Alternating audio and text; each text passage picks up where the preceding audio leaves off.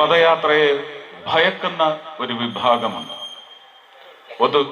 ഒരു അധമ രാഷ്ട്രീയ വിഭാഗം, ഒരു അഴിമതി രാഷ്ട്രീയ ഭരണ വിഭാഗം.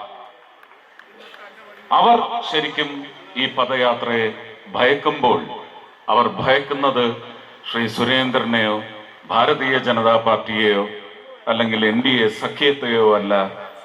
എന്നാൽ NDA സഖ്യത്തിന്റെ പേരിൽ സുരേന്ദ്രൻ നടത്തുന്ന ഈ പദയാത്രയ്ക്ക് വമ്പിച്ച ജനപിന്തുണയുണ്ട്.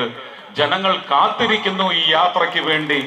തിരുവനന്തപുരം വരെ മാത്രമല്ല, അങ്ങ് കശ്മീർ വരെ കാത്തിരിക്കുന്നു എന്നുള്ള കാര്യം അവർ ഘനത്തിൽ മനസ്സിലാക്കിയിരിക്കുന്നു. ഈ യാത്ര തുടങ്ങിയത്, ഞാൻ മനസ്സിലാക്കുന്നത്, ഞാൻ ആഗ്രഹിക്കുന്നത്, എൻ്റെ ഇച്ഛ, ഇതൊരു പ്രാർത്ഥനയായിട്ടാണ് ഈ പദയാത്ര തുടങ്ങിയിരിക്കുന്നത്. ഈ യാത്രയിൽ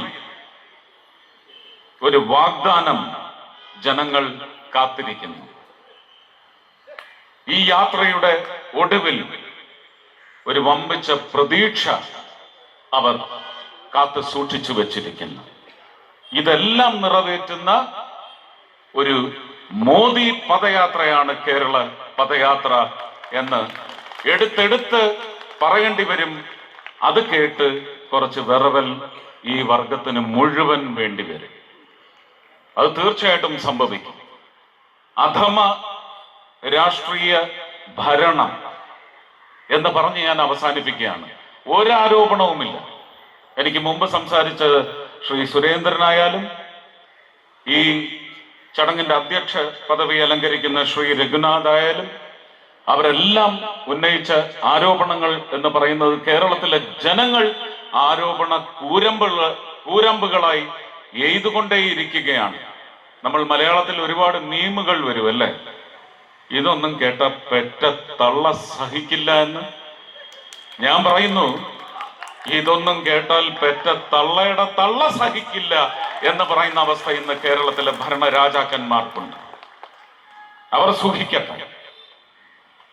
കഴിഞ്ഞ 2-3 ദിവസങ്ങൾക്ക് മുമ്പ്, അതിനു മുമ്പും പല ദിവസങ്ങളിലായിട്ട് കേരളത്തിന്റെ പ്രഥമ പൗരന് തെരുവിൽ വണ്ടിയിലോ നടന്നോ ഒന്ന് പെരുമാറാൻ കഴിയില്ല എന്ന് പറയുന്ന ഒരു അവസ്ഥയിലേക്ക് കേരളത്തിലെ അധമ ഭരണം എത്തിയിട്ടുണ്ടെങ്കിൽ പിന്നെ ജനങ്ങളുടെ കാര്യം പ്രത്യേകിച്ച് പറയേണ്ട വല്ല ആവശ്യവുമുണ്ട്.